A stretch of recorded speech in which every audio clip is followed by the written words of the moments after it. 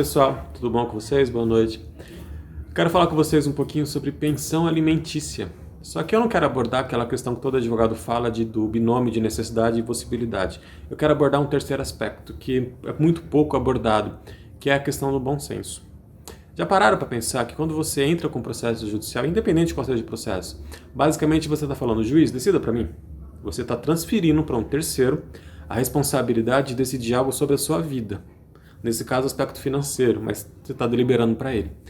E quando você passa um poder que é teu para um terceiro, essa pessoa tem o poder de decidir, não necessariamente ela vai decidir conforme aquilo que você quer. É um terceiro.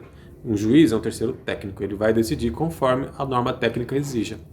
O que eu estou querendo falar com essa questão do bom senso? É muito comum, acho que todo advogado já recebeu em seu escritório, algum pai de família, com doutor, eu pago muito alto de pensão, eu quero reduzir.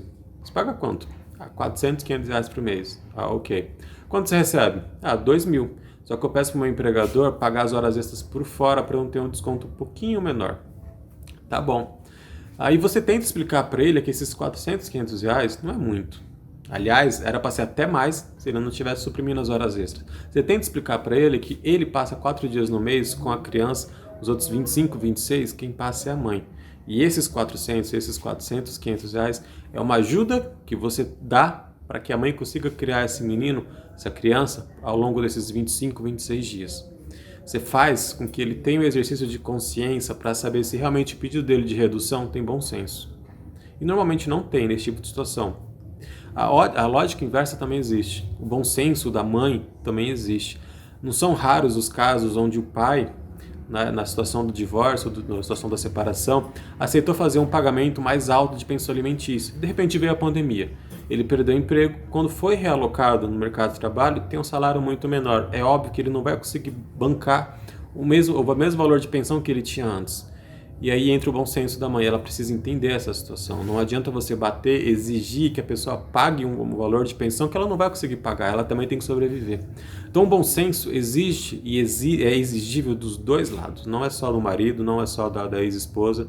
É dos dois lados. Por que eu estou dizendo isso? Quando você consegue trabalhar com bom senso, quando você consegue ter um discernimento sobre a situação, você consegue entender o lado do outro. E isso permite com que as partes negociem. É muito mais rápido, muito mais fácil quando tudo é possível de ser resolvido com acordo. Na primeira situação, você entra com um pedido para arbitrar ou para reduzir a pensão alimentícia e isso vai para a mão do juiz. Quando você negocia isso, quando você consegue entender esse bom senso e chegar no denominador comum, fechar o acordo, você só precisa procurar um advogado, explicar para ele os termos, dar toda a documentação para ele e ele vai reduzir isso em petição e mandar para o juiz. Estando tudo certo, o juiz simplesmente vai homologar.